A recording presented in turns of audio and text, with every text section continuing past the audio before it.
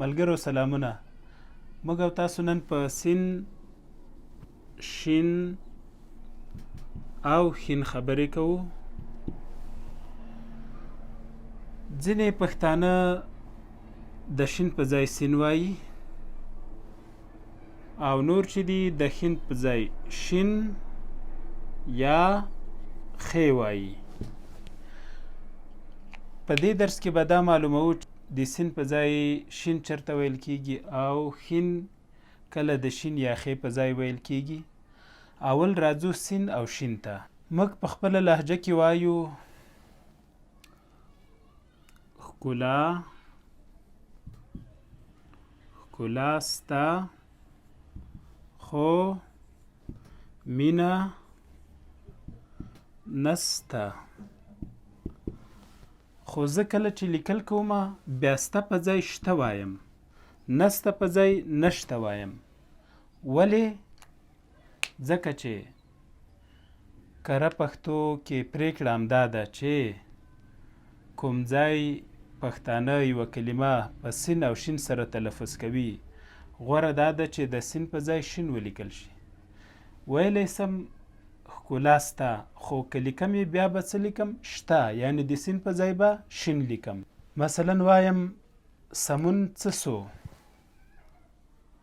سمون څه سو.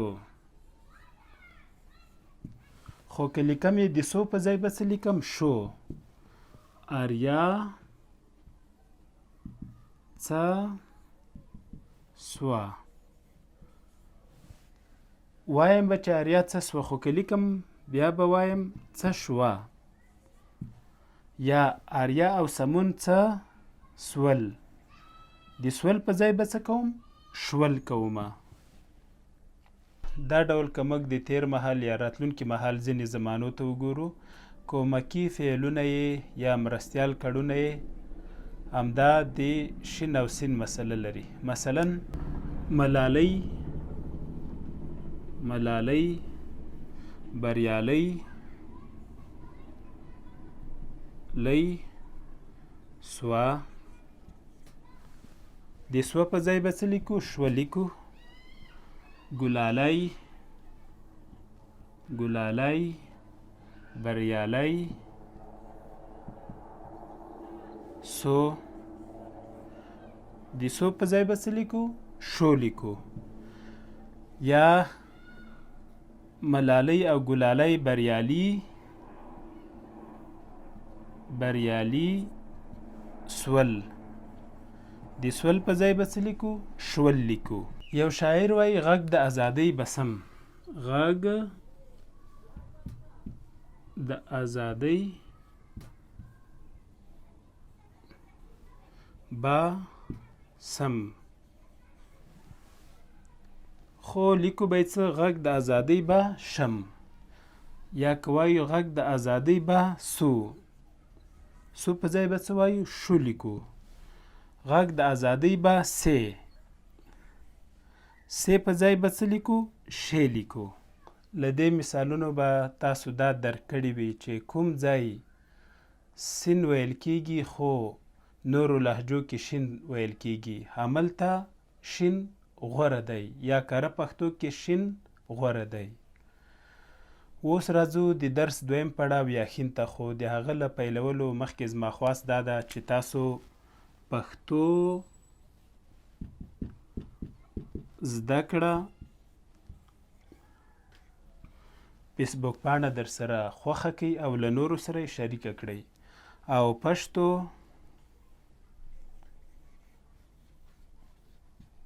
لرنینګ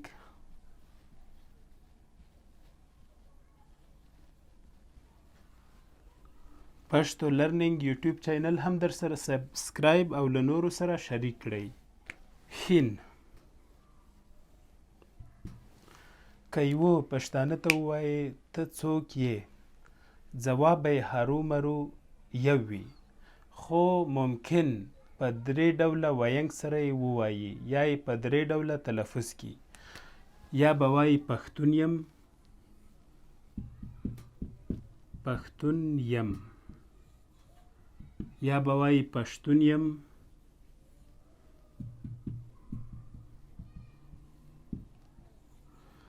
او یا به هم وایي پښتون یم.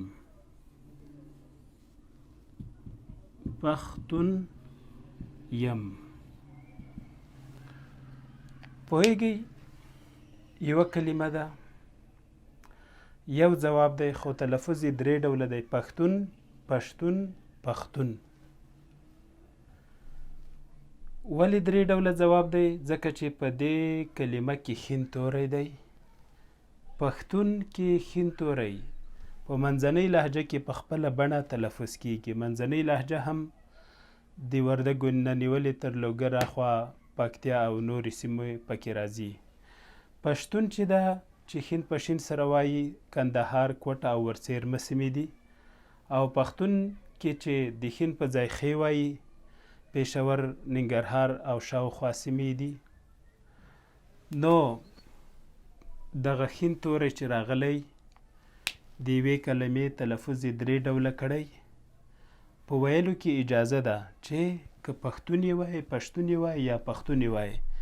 او ښېګڼه یې هم همدا ده چې ته که پښتون وایې زه پوهېږم چې ته د منځنۍ سیمې، که پښتون وایې زه پوهېږم چې د کندهار یا کوټې یاست. که پښتون وایې نو دا درکولی سم چې د ننګرهار یا د پېښور یې. خو لیکلو کې د ګډوډۍ د مخنیوي لپاره پښتون په څه سره لیکو؟ په ښین سره لیکو. ولې یې لیکو؟ ځکه چې دا کلمه په یو ډول ولیکل سي. مثلا یو څوک غواړي پښتو زده کړي، که د دې کلمې درې ډولونو سره مخ کیږي سوال ور پیدا کیږي چې دا به مختلفې کلمې وي. خو که په یو ډول لیکل شوي وي هغه سره بیا دا پوښتنه نه پیدا کیږي. یو بل مثال ته راځو. همدغه ډول که یو پښتانه ته وایي څنګه یې، یا به وایي ښه یم، یا به وایي ښه یم، یا به وایي ښه یم.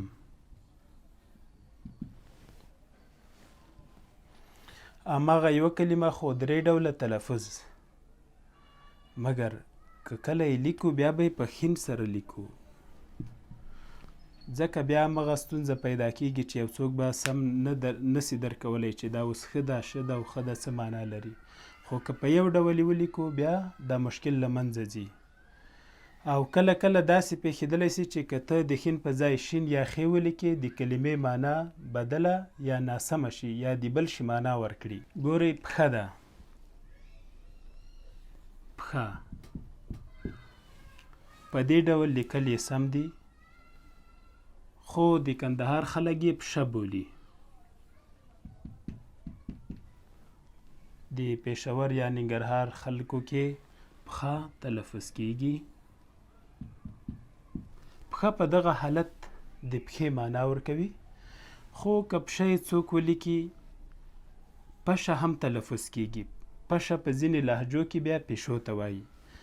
پښه یې که ولیکي پښه هم تلفظ کیږي چې پښه د پاخه په معنا ده. اوس که چیرې یو بهرنی په ګوګل کې دا لټون کوي چې پښه څه ته وایي،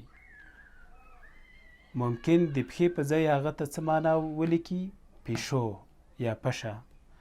یا که پښه په دې ډول لیکلې وي څوک یې ګوګل کې سرچ کوي، ښایي هغه ته د پښې په ځای څه ولیکي؟ پښه یا د پاخه په معنا ورته جمله ولیکي.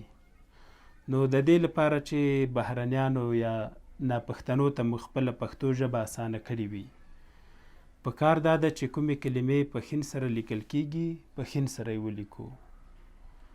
او د ښین تلفظ چې دی په منځنۍ لهجه کې درست ویل کیږي، په نورو لهجو کې په شین یا ښې ویل کیږي. اوس که زه د کندهار یا کوټې اوسېدونکی یم، ښځه لیکم، ښځه باید دا شی ولیکل سي، خو زه نه پوهېږم چې ښځه په ښین سره ده او که په شین سره. نو هغه وخت به سوچ منځنۍ لهجې ته کوم چې منځنۍ لهجه کې دا کلمه ښځه ویل کیږي او که ښځه. کله چې پوه سوم چې منځنۍ لهجه کې ښځه ویل کیږي نو بیا د شین په ځای په ښین لیکم. یا مثلا د پېښور اوسېدونکی یم، ښکلی ښکلی تلفظ کوم، خو کله چې لیکم دې ته به فکر کوم چې دا ښې ده او که ښین دی.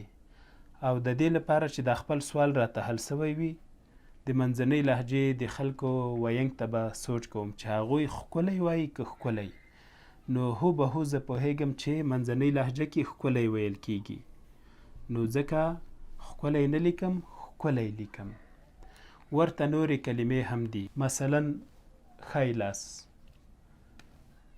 اوس که زه د کندهار اوسېدونکی یم شی تلفظ کوم، خو کله چې لیکم بیا به دا سوچ کوم چې دا په شین سره لیکل کیږي او که ښین سره. همغه وخت بیا هم د منځنۍ لهجې خواته متوجه کیږم چې دوی ښین وایي که شین. په منځنۍ لهجه کې شین نه ویل کیږي، ښین ویل کیږي، ځکه یې په ښین سره لیکم ښی لاس. دا و ملګرو زموږ او ستاسو د سین او شین او همدا ډول د ښین درس. هیله ده چې له دې وروسته به په دې دریو تورو کې ستونزه نه لرئ.